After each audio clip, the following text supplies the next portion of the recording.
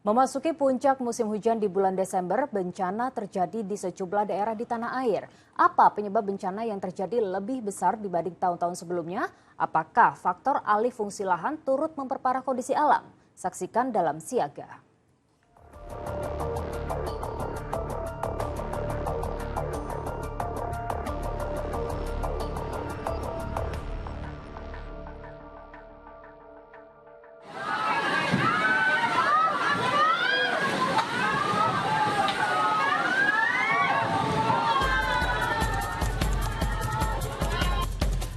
Hanyut terseret arus banjir bandang.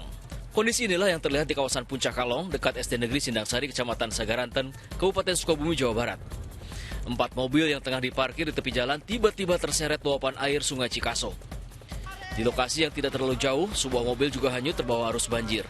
Ada juga mobil yang terbalik di tengah banjir. Terjadi kecelakaan tuh, tengah waronya.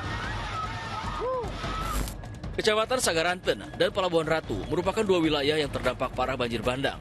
Di tempat ini, ketinggian air bervariasi, mulai 30 cm hingga 1,5 meter. Sebelum terjadi banjir, wilayah Sukabumi terlebih dulu diguyur hujan deras selama 3 hari berturut-turut. Kondisi ini membuat permukaan air sejumlah sungai meluap. Petugas pun harus berjibaku untuk mengevakuasi warga. Di wilayah tertentu, petugas harus mengerahkan perahu karet dan memasang tali agar warga yang dievakuasi tidak terseret arus banjir.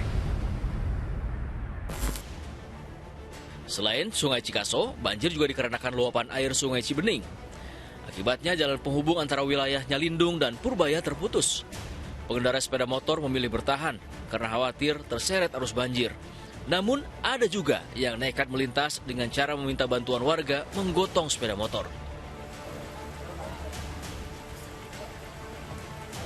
Data sementara BPBD ada 27 desa di 20 kecamatan di Sukabumi yang terdampak banjir dan tanah longsor. Bergerak sebisa mungkin, jangan memaksakan diri. Karena hujan masih terus turun dan longsoran masih memungkinkan untuk terjadi. Briefing mengawali pencarian dari petugas gabungan BPBD Palang Merah Indonesia Kabupaten Sukabumi bersama aparat TNI Polri di lokasi longsor. Target tim yakni menemukan 1 orang korban atas nama Emma, 50 tahun di Kecamatan Geger Bitung. Korban diduga tidak mengetahui adanya longsor susulan yang terjadi tiba-tiba. Kondisi longsor menyulitkan petugas dan harus mendatangkan 1 alat berat. Akibat longsor, 4 kepala keluarga atau 12 jiwa mengungsi ke tempat aman. Petugas mengimbau kepada masyarakat yang berada di perbukitan untuk waspada karena cuaca ekstrim masih akan terjadi hingga akhir bulan. Ini merupakan salah satu titik terparah karena bencana alam yang terjadi di Desa Curug Luhur, Kecamatan Sagaranten, Sukabumi, Jawa Barat. Terlihat di belakang saya ada mobil yang memang terbawa arus seperti yang diketahui. Debit air yang terjadi karena banjir ini sangatlah deras, di mana air juga menggenangi kurang lebih 5 sampai dengan 6 meter. Dan saat ini terlihat di dalam layar kaca Anda bahwa warga Desa Curug Luhur sudah mulai melakukan aktivitas, yakni membersihkan rumah dan melakukan mobilisasi untuk melihat harta benda yang masih dimilikinya. Namun ada sejumlah kendala yang dimiliki, yakni salah satunya lumpur yang menggenangi wilayah desa sehingga sulit untuk melakukan mobilisasi atau aktivitas karena lumpur yang cukup padat dan juga cukup licin.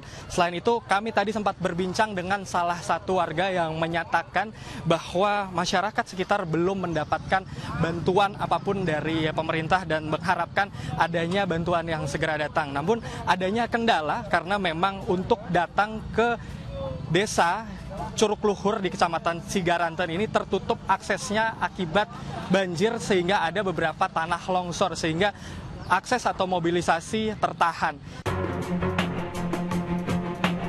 Cuaca ekstrim juga melanda Kabupaten Cianjur, Jawa Barat. Seorang relawan menggendong warga lansia yang rumahnya terkepung oleh banjir. Curah hujan tinggi yang mengguyur Kabupaten Cianjur selama beberapa hari terakhir ini telah menyebabkan Sungai Cisokan meluap. Imbasnya, 150 rumah warga di Kecamatan Leles dan Agrabinta terendam banjir. Info terkini tanjakan Gunung Waru saat ini longsor. Bukan hanya banjir, derasnya hujan turut menyebabkan longsor di sejumlah titik Kabupaten Cianjur. Salah satunya jalan provinsi dari kabupaten menuju kota Cianjur. Akibat jalan tertutup material longsor, para pengendara harus mencari jalur alternatif. Namun, sebuah mobil yang sedang melintas justru terperosok ke dalam jalan yang ambles. Gebros ya tuh mobil jalan pasir Kupai. Selain longsor, warga pun dihantui oleh jalan ambles di sejumlah titik, seperti jalan menuju Kecamatan Cijati dan Kecamatan Tanggeng. Dari catatan BPBD Cianjur, total bencana longsor dan jalan ambles terjadi di 25 desa di 14 kecamatan. Nah, longsor, banjir, dan amblasnya jalan ini disebabkan apa sih Pak pemicu yang ininya Pak? Yang jelas hujan yang begitu lama, intensitas hujan yang begitu tinggi, menyebabkan mungkin ada resapan-resapan air dan menyebabkan terjadinya longsor. Mengingat cuaca ekstrim yang masih melanda daerah selatan Kabupaten Cianjur, warga diimbau selalu waspada. Apabila terkena dampak bencana, diminta untuk segera melapor ke BPBD setempat.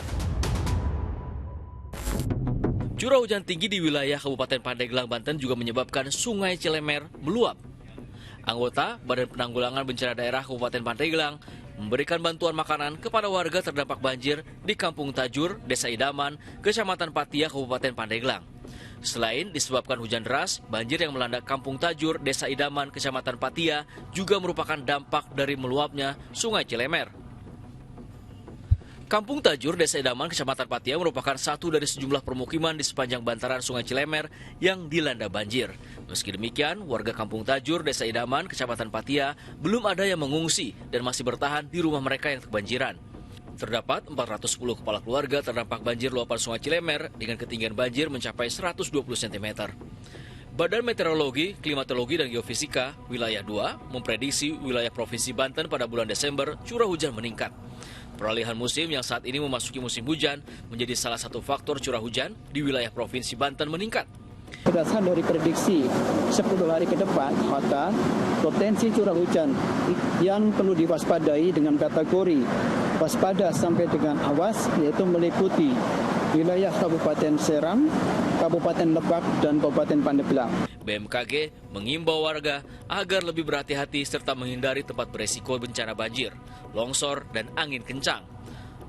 Ratusan kendaraan pengangkut logistik masih tertahan di kantong-kantong Pelabuhan Merak, Cilegon, Banten. Truk-truk ini tidak bisa diseberangkan ke Pelabuhan Bakauheni, Lampung karena pelayaran kapal feri terhambat gelombang tinggi. Data yang diterima pengelola pelabuhan, gelombang di perairan Selat Sunda mencapai 1,5 meter dengan kecepatan angin sekitar 20 knot. Kondisi ini membuat proses bongkar muat kapal berjalan lebih lambat. Antrean kendaraan juga terlihat di jalan menuju Pelabuhan Bakauheni, Lampung Selatan. Bahkan, antrean mencapai 1 km dari pintu gerbang masuk pelabuhan. Truk dan bus ini tidak bisa langsung diseberangkan karena cuaca buruk di perairan Selat Sunda. Kondisi kemacetan semakin diperparah dengan pengendara yang belum memiliki tiket penyeberangan penumpang kapal namun tetap masuk ke area pelabuhan. Petugas terpaksa meminta pengendara memutar balik apabila kedapatan tidak memiliki tiket. Cuaca ekstrim yang terjadi di sejumlah daerah di Indonesia rupanya sudah sesuai dengan prediksi dari BMKG. Bahkan beberapa daerah akan mengalami puncak musim hujan di bulan Desember ini. BMKG mengimbau warga untuk tidak hanya waspada, tapi juga siaga bencana hidrometeorologi. Sejak bulan Oktober, kami sudah memperakirakan mulai masuk November ini mulai terjadi peningkatan curah hujan yang disertai dengan fenomena La Nina lemah. Mulai November diprediksi akan berlangsung hingga Maret-April tahun depan. Jadi yang terjadi saat ini, mohon maaf, itu bagian dari awal dan akan kecenderungannya semakin meningkat menjelang akhir tahun dan berlanjut puncak musim hujan, terutama sebagian besar di bulan Januari, Februari. Namun di bulan Desember menjelang akhir tahun, di beberapa wilayah sudah mengalami puncak musim hujan.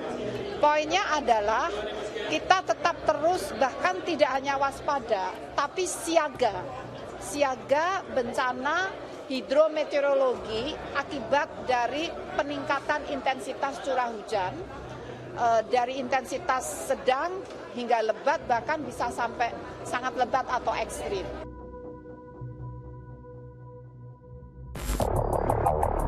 Banjir bandang di Sukabumi, Jawa Barat memang termasuk dalam kategori hidrometeorologi. Namun, secara tata kota ada penyebab ulah manusia. Menurut pengamat tata kota, kawasan Sukabumi yang terkena banjir merupakan kawasan resapan. Apalagi adanya kawasan geopark yang seharusnya dalam aturan dilarang adanya pemukiman warga. Hampir semua bencana hidrometeorologi itu disebabkan oleh dua hal. Satu adalah perubahan tata ruang. Ya. Artinya kalau tata ruang ini kan sudah mengatur sebenarnya daerah lindungnya mana, daerah resapan air mana. Bahkan kalau untuk kawasan geopark ini tidak boleh ada pembangunan. Nah, seringkali tata ruangnya itu berubah, peruntukan. Ya. Nah, yang kedua, konteksnya misalnya, kalau dalam konteks ini ada tahu sudah jadi daerah resapan air, hutan lindung misalnya, tiba-tiba ada perubahan untuk perkebunan, ya, apalagi untuk permukiman, maka bisa dipastikan daerah untuk penyangga resapan air tadi kan berubah fungsi, sehingga beda hutan lindung sama perkebunan kan beda, daya tampung, daya resapnya.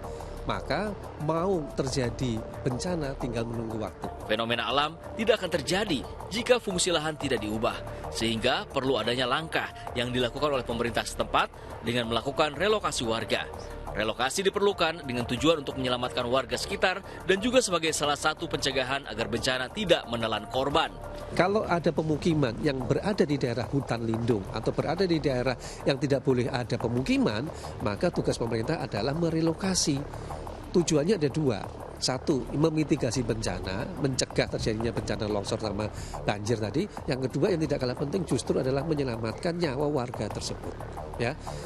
Perlu ada sosialisasi dan edukasi, karena apa? Karena banyak warga masyarakat tidak tahu kalau mereka bertempat tinggal di daerah yang rawan longsor, rawan banjir, dan yang tadi tidak sesuai dengan tata ruang yang berlaku. Justru tugas pemerintah menegakkan aturan ya untuk dalam tanda petik tadi, merelokasi ini kan bukan berarti menggusur ya, tetapi tadi upaya mencegah terjadinya bencana banjir atau longsor, dan tidak kalah penting adalah menyelamatkan nyawa warga di pemukiman tersebut. Secara garis besar, pemerintah perlu melakukan antisipasi terhadap daerah yang berpotensi terkena bencana hidrometeorologi.